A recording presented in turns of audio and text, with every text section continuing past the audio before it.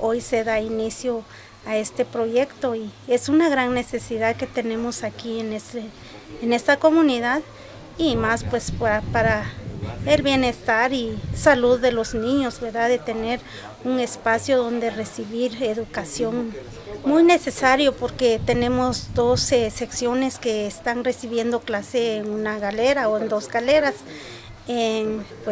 No es el lugar adecuado para los alumnos y ya con esto pues se estaría cubriendo esta gran necesidad que tenemos. La municipalidad siempre apoyando la educación. Bastante, ya que en este momento pues se da inicio y estamos muy contentos pues por el apoyo que nos brinda.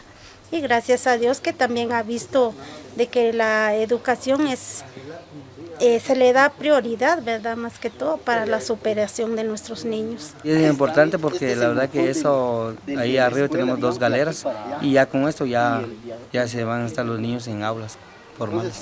Nosotros pusimos la solicitud con él y ahorita ya está dando el inicio y le agradecemos bastante a la municipalidad.